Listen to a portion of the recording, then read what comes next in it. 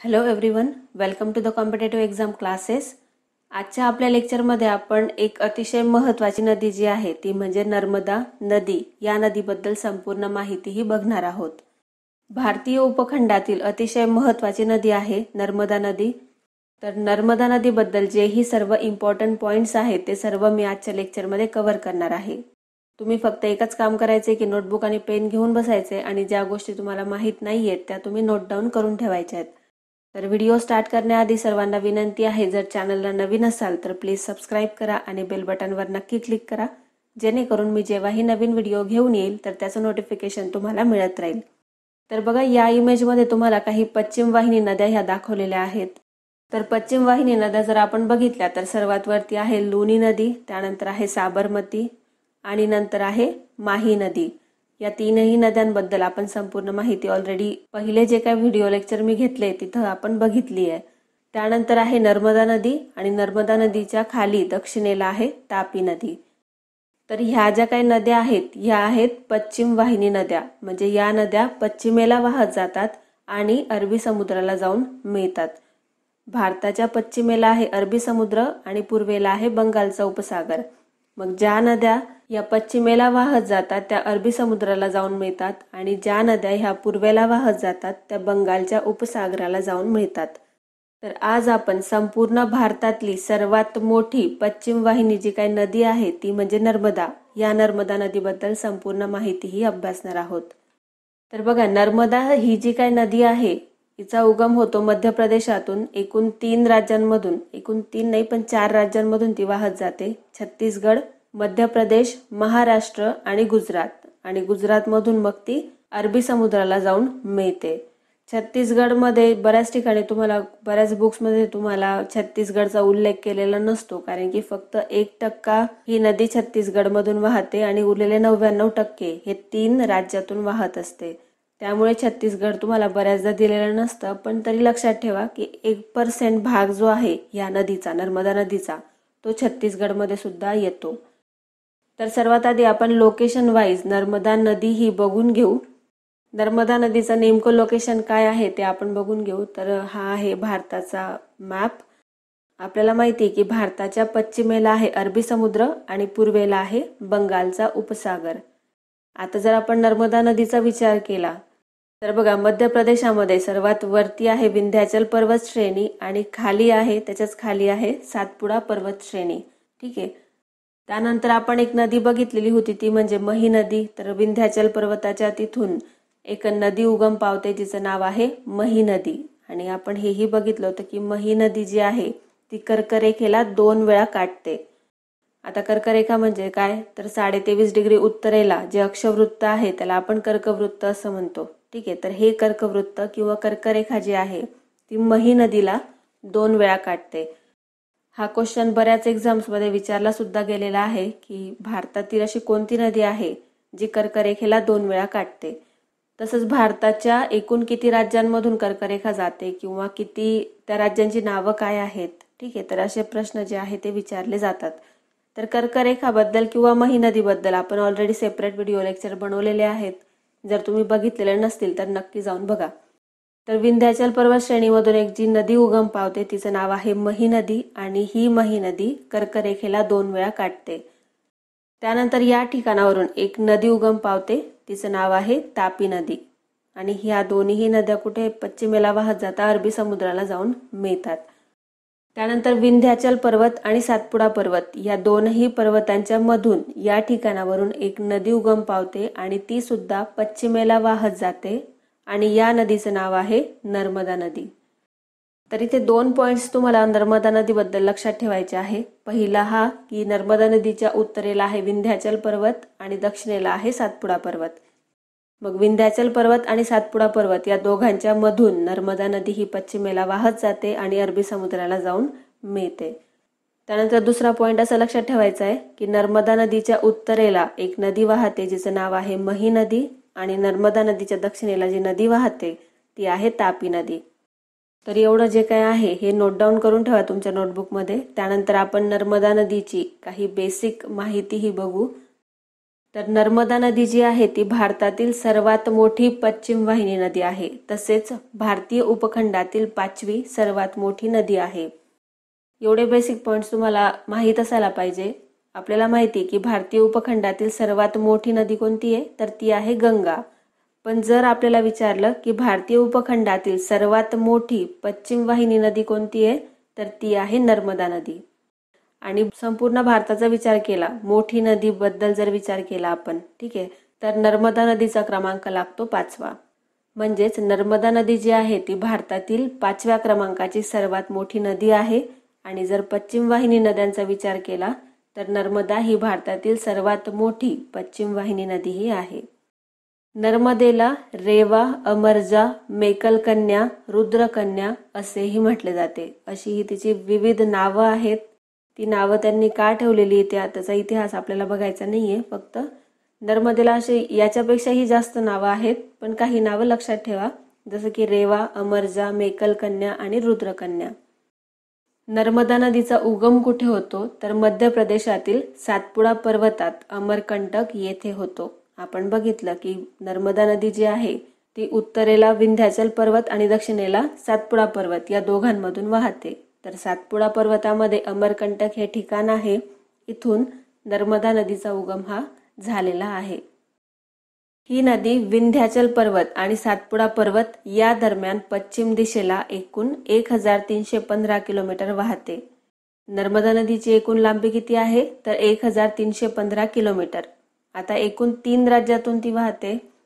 तर मध्य प्रदेशामध्ये तिचा उगम होतो, त्यानंतर महाराष्ट्र आणि गुजरात। छत्तीसगडमधून तिचा फक्त 1% भाग आहे या नदीचा, त्याच्यामुळे आपण छत्तीसगडला कन्सिडर करत नाहीयेत। तर एकूण 3 राज्यांमधून ही नदी वाहते, मध्य प्रदेश, महाराष्ट्र आणि गुजरात। मध्य प्रदेशामध्ये ती उगम पावते, महाराष्ट्र आणि मध्य प्रदेशच्या सीमेवरून वाहत जाऊन पुढे गुजरातमध्ये प्रवेश करते आणि गुजरातमधून पुढे अरबी समुद्राला जाऊन ती मिळते। नर्मदा नदीची एकूण लांबी किती आहे, तर 1315 किलोमीटर।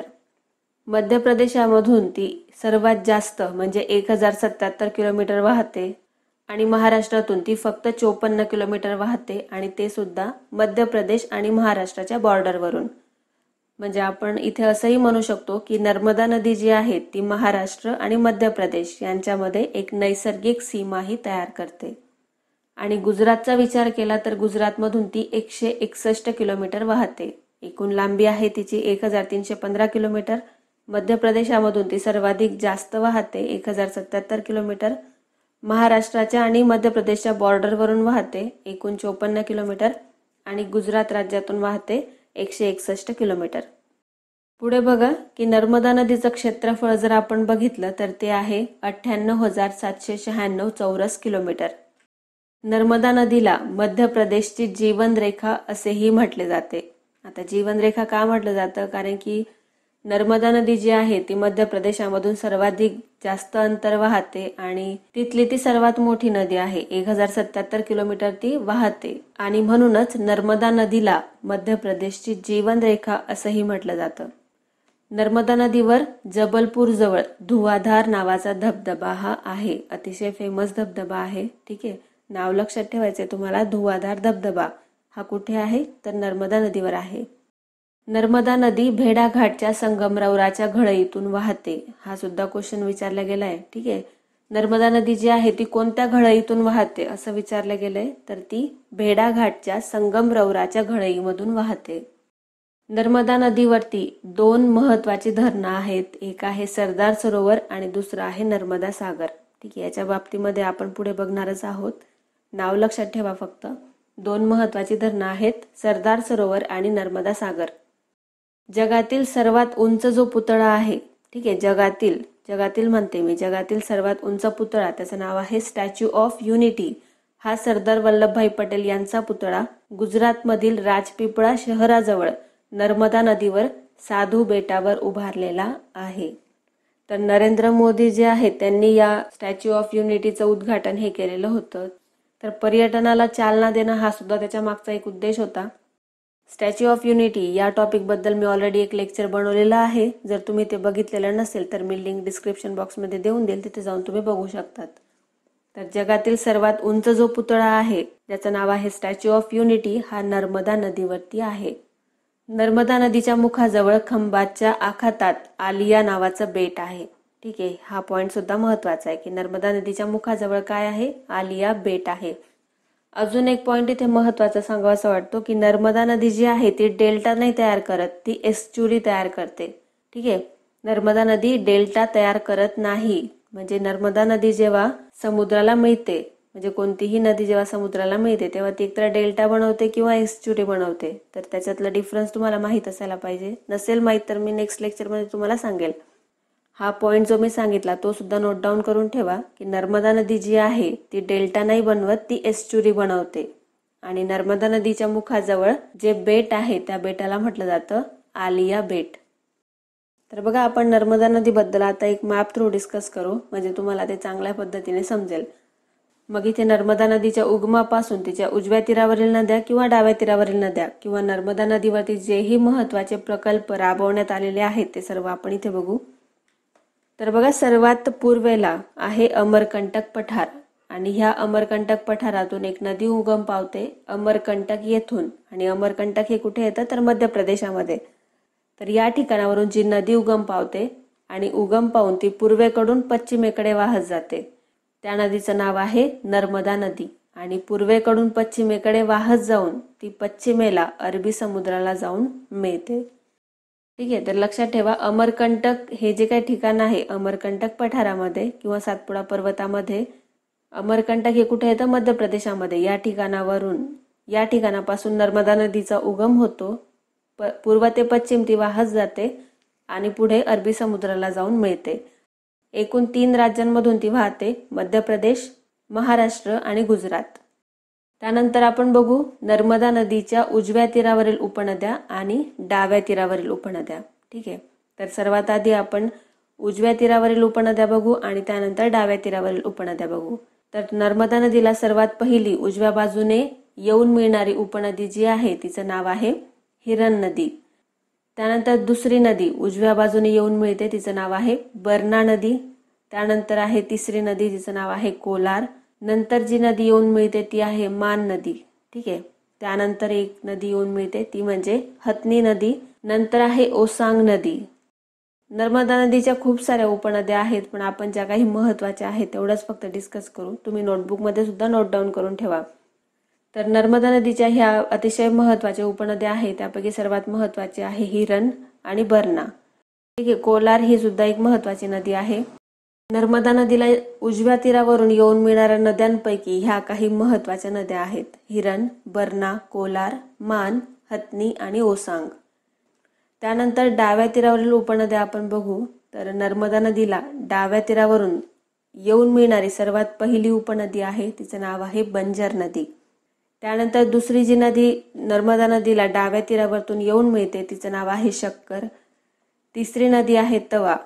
ठीक आहे, इथे एक पॉइंट लक्षात ठेवायचा की जर तुम्हाला विचारलं की नर्मदा नदीची सर्वात मोठी उपनदी कोणती, तर ती आहे तवा नदी. तवा ही नर्मदेची सर्वात मोठी उपनदी आहे. चौथी जी उपनदी येऊन मिळते नर्मदा नदीला डाव्या तीरावरून तिचं नाव आहे गंजल. त्यानंतर आहे दुधी नदी आणि नंतर एक नदी येऊन मिळते गुजरातमध्ये तिचं नाव आहे कारजन नदी. आणि कारजन नंतर एक नदी येऊन मिळते ती म्हणजे गोई नदी. ठीक आहे, तर ह्या नर्मदेच्या काही उजव्या तीरावरील आणि डाव्या तीरावरील महत्त्वाच्या उपनद्या आहेत. नोटबुकमध्ये तुम्ही हे स्ट्रक्चर ड्रॉ करून ठेवा. आता उजव्या तीरावरील उपनद्या आणि डाव्या तीरावरील उपनद्या कसं ओळखायचं हे मी तुम्हाला ऑलरेडी सांगितलंय मागच्या लेक्चरमध्ये. ठीक आहे, त्यानंतर आपण काही महत्त्वाचे पॉईंट्स बघून घेऊ की नर्मदा नदीवरती कोणते कोणते महत्त्वाचे प्रकल्प आहेत. तर जर आपण नर्मदा नदीच्या डाव्या तीरावरील उपनद्या बघितल्या तर बंजर नदीनंतर एक धुवाधार धबधबा आहे नर्मदा नदीवरती, अतिशय फेमस असा धबधबा आहे. त्यानंतर या ठिकाणी आहे इंदिरा सागर प्रकल्प. तवा नदी जी आहे त्या ठिकाणी आहे इंदिरा सागर प्रकल्प. आणि त्यानंतर सरदार सरोवर प्रकल्प. ठीक आहे, हा सुद्धा एक अतिशय महत्त्वाचा प्रकल्प हा नर्मदा नदीवरती आहे. आणि त्यानंतर आपण एक महत्त्वाचा पॉईंट बघितलाच की गुजरातमध्ये नर्मदा नदीवरती जगातील सर्वात उंच पुतळा आहे आणि त्याचं नाव आहे स्टॅच्यू ऑफ युनिटी. ठीक आहे, तर नर्मदा नदीबद्दल एवढे सर्व पॉईंट्स तुम्हाला नोट डाऊन करून ठेवायचे आहेत आणि त्याला रिवाईज करायचे. त्यानंतर बघू आपण पुढचे काही महत्त्वाचे पॉईंट्स. नर्मदा नदी तीरावरील शहर, याच्याबद्दल बऱ्याच वेळेला एक्झाममध्ये क्वेश्चन हे विचारले जातात. तर नर्मदा नदी जी आहे ती एकूण 3 राज्यांमधून वाहते, मध्य प्रदेश, गुजरात आणि महाराष्ट्र. तर मध्य प्रदेशचा जर विचार केला तर नर्मदा नदीवरती जे काही शहर आहेत मध्य प्रदेशामध्ये ते आहेत जबलपूर, भेड़ाघाट, ओंकारेश्वर आणि महेश्वर. त्यानंतर गुजरातमध्ये 2 महत्त्वाची शहरं आहे नर्मदा नदी तीरावर, ते म्हणजे राजपीपळा आणि भडोच.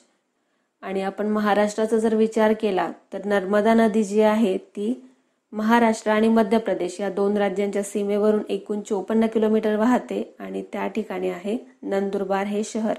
नंदुरबार हा जिल्हा आहे. तर हे सुद्धा तुम्हाला लक्षात ठेवायचे. जोड्या लावामध्ये या टाईपचे क्वेश्चन्स हे तुम्हाला विचारले जातात. तवा जी आहे ती नर्मदेची सर्वात मोठी उपनदी आहे आणि ही कोणत्या तीरावरची उपनदी आहे तर डाव्या तीरावरची उपनदी आहे. याच नदीवर महाराष्ट्र, गुजरात, मध्य प्रदेश या राज्यांच्या सीमेवर सरदार सरोवर प्रकल्प उभारण्यात आलेला आहे.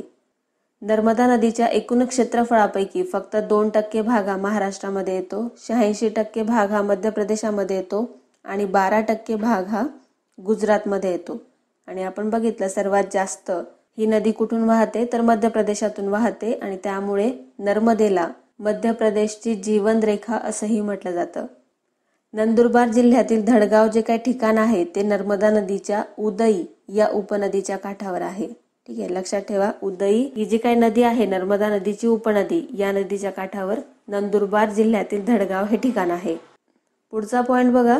या प्रवासामध्ये नर्मदा नदी जी आहे ती महाराष्ट्राच्या वायव्य कोपऱ्यातून म्हणजेच नंदुरबार जिल्ह्याची सीमा तयार करत 54 किलोमीटरचा प्रवास करते. हे आपण ऑलरेडी बघितलंय की महाराष्ट्रातून नर्मदा नदी ही फक्त 54 किलोमीटर वाहते आणि ती सुद्धा फक्त सीमेवरून वाहते. महाराष्ट्र सीमेवरील या प्रवासास नर्मदेस दक्षिणेकडून उदई व देवगंगा या उत्तरवाहिनी नद्या येऊन मिळतात. आणि आपण मागेच बघितलं की उदई ही जी नर्मदा नदीची उपनदी आहे या उदई नदीच्या काठावर नंदुरबारमधील धडगाव हे ठिकाण आहे, म्हणजे हे शहर आहे. पुढे ही नदी गुजरातच्या पश्चिम समुद्र किनाऱ्यावरील भरूच शहराजवळ खंबाच्या आखातास मिळते, म्हणजेच अरबी समुद्राला ती जाऊन मिळते. त्यानंतर नर्मदा नदीबद्दल आपण काही इम्पॉर्टंट पॉइंट्स बघून घेऊ बघा, जे एक्झामच्या दृष्टीने अतिशय महत्त्वाचे आहेत. तर नर्मदा नदीवर असलेला 17 सप्टेंबर 2017ला सरदार सरोवर हा जगातील क्रमांक 2चा व देशातील सर्वात मोठा बहुउद्देशीय प्रकल्प माननीय प्रधानमंत्री नरेंद्र मोदी यांनी देशाला लोकार्पित केला. सरदार सरोवर जलाशयानजीक नर्मदा नदीवर असलेल्या साधू बेटावर लोहपुरुष सरदार वल्लभभाई पटेल यांचा जगातील सर्वात उंच पुतळा म्हणजे ज्याला आपण म्हणतो स्टॅच्यू ऑफ युनिटी हा उभारण्यात आलेला आहे आणि या पुतळ्याची उंची आहे 182 मीटर. नर्मदा कालवा हा सुद्धा एक महत्त्वाचा प्रकल्प आहे नर्मदा नदीवरती. तर नर्मदा सरोवरातून जलसिंचनासाठी उत्तर म्हणजेच वायव्य दिशेला एकूण 534 किलोमीटर लांबीचा कालवा तयार करण्यात आलेला आहे. आणि 534 किलोमीटर लांबीचा जर विचार केला तर गुजरातमधील एकूण लांबी आहे 460 आणि राजस्थानमध्ये आहे 74 किलोमीटर. हा कालवा एकूण 42 उपशाखांमध्ये विभागला गेलेला आहे. हा कालवा सौराष्ट्र, काठेवाड, कच्छ या प्रदेशांद्वारे राजस्थानातील भारत-पाक सीमेपर्यंत पोहोचतो. या कालव्यामुळे दोन्ही राज्यातील 21,29,000 हेक्टर जमीन जी आहे ती जलसिंचनाखाली आलेली आहे. हा कालवा देशातील सर्वात जास्त लांबीचा व मोठा कालवा आहे आणि या कालव्यावर सौर ऊर्जा निर्मिती प्रकल्प जे आहे ते उभारण्यात आलेले आहेत. एक्झामच्या दृष्टिकोनातून नर्मदा नदी ही अतिशय महत्त्वाची आहे. ठीक आहे, याच्याबद्दल एकही पॉईंट तुम्हाला स्किप करून चालणार नाहीये. आजच्या लेक्चरमध्ये मी नर्मदा नदीबद्दल संपूर्ण माहिती ही डिस्कस केलेली आहे. होप तुम्ही नोट डाऊनही करून ठेवलेली असेल आणि ती पुन्हा पुन्हा रिवाईज करत चला. तर होप तुम्हाला आजचं लेक्चर आवडलं असेल. जर आवडलं असेल तर प्लीज लाईक करा. काही शंका असेल तर तुम्ही कमेंट बॉक्समध्ये मला विचारू शकतात. आणि जर तुम्ही अजूनही चॅनलला सबस्क्राईब केलेलं नसेल तर प्लीज सबस्क्राईब करा आणि बेल बटनवर नक्की क्लिक करा, जेणेकरून मी जेव्हाही नवीन व्हिडिओ घेऊन येईल तर त्याचं नोटिफिकेशन तुम्हाला मिळत राहील. धन्यवाद.